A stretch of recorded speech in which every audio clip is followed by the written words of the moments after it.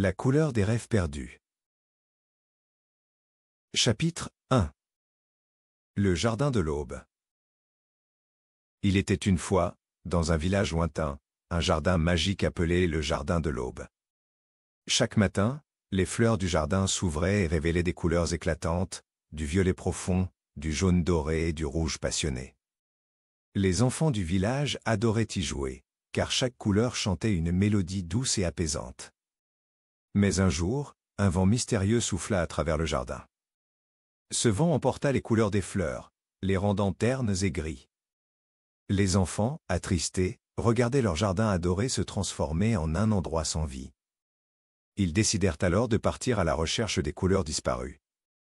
Ensemble, ils traversèrent la forêt voisine et trouvèrent un sentier menant à une montagne scintillante sous le soleil. Leur cœur battait d'excitation et d'inquiétude à la fois, mais ils étaient déterminés à ramener les couleurs au jardin. Ils savaient que chaque pas les rapprochait un peu plus de leurs rêves. Chapitre 2. La montagne mystérieuse. Les enfants gravirent la montagne avec des regards émerveillés. Les pierres scintillaient de mille feux, brillant comme les étoiles dans le ciel. En arrivant au sommet, ils découvrirent une porte en arc, ornée de dessins colorés des rêves des enfants. L'air était empli d'une douce mélodie qui semblait les appeler. Les enfants poussèrent doucement la porte et se retrouvèrent dans un monde enchanté couvert de couleurs vives et éclatantes. Des papillons dansaient autour d'eux, peignant l'air d'ombres multicolores. Au centre de ce monde se trouvait un grand arbre aux feuilles iridescentes, qui semblait posséder le secret des couleurs perdues. Les enfants s'approchèrent, leur curiosité grandissante. Ils aperçurent alors une créature bienveillante, un sage hibou aux plumes arc-en-ciel, perché sur une branche. Le hibou les regarda avec des yeux pétillants et leur dit qu'ils devaient trouver des rêves oubliés pour restaurer les couleurs. Les enfants se mirent en quête de ces rêves, conscients de la mission importante qu'ils avaient à accomplir.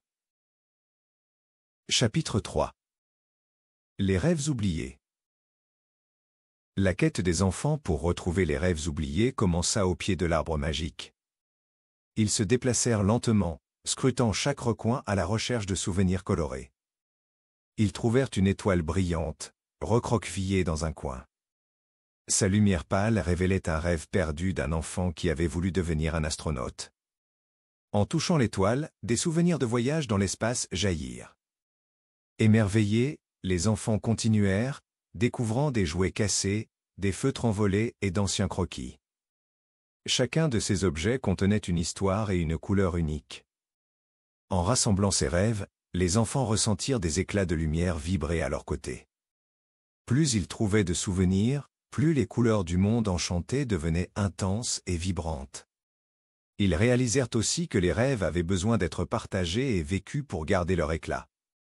Cela les motiva encore plus à chercher jusqu'à ce que chaque dernier rêve soit retrouvé et chéri. Chapitre 4. La magie des souvenirs. Une fois les rêves rassemblés, les enfants retournèrent auprès du sage hibou, impatients de lui montrer leur découverte. Chaque rêve était une petite lumière dans leurs mains, et le hibou leur proposa de les libérer pour les embellir avec leur propre créativité. Les enfants, enchantés, commencèrent à danser autour de l'arbre, prêts à customiser ces rêves avec des couleurs qu'ils aimaient. Ils peignaient des images dans l'air, utilisant les souvenirs pour tisser des arcs-en-ciel de joie et de magie. Chaque nuance apparaissant était comme un éclat de bonheur. Les éclats de lumière illuminaient les visages des enfants, remplis d'émotion et de rire. Le monde autour d'eux se transforma en une explosion de couleurs, des rouges, des bleus, des verts et des violets, tous dansaient ensemble dans les airs. Les enfants réalisèrent alors que leur créativité était elle-même une couleur du rêve, un moyen de rendre hommage à tous les souvenirs qu'ils avaient redécouverts. Guidés par la joie de créer ensemble, ils exprimèrent chacun leur propre rêve, rassemblant ainsi le plus bel arc-en-ciel vu jamais. Chapitre 5. Le retour au jardin.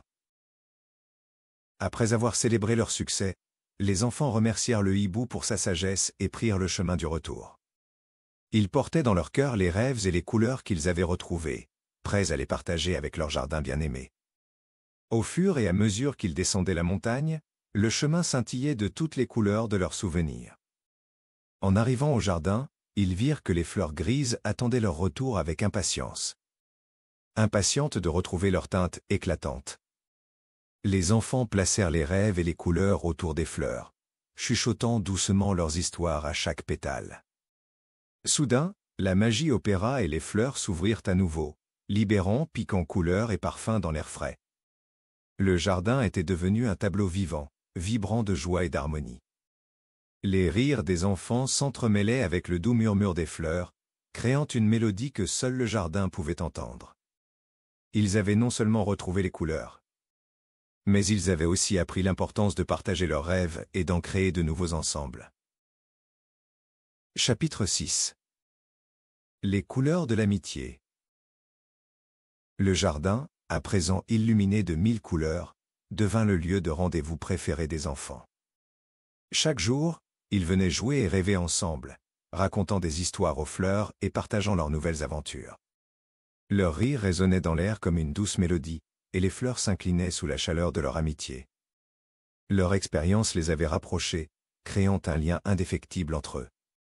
Ils avaient compris que les couleurs des rêves perdus n'étaient pas seulement un trésor à retrouver, mais aussi un symbole de leur amitié et de leur imagination.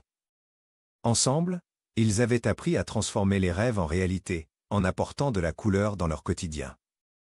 L'histoire de leur aventure se transmit de génération en génération, inspirant d'autres enfants à rêver et à créer sans limite.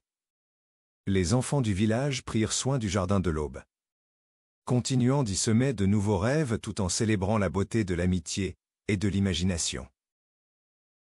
Ainsi s'achève cette histoire. Si tu l'as aimée, tu aimeras peut-être mes autres histoires? Demande à un adulte de t'en choisir une autre.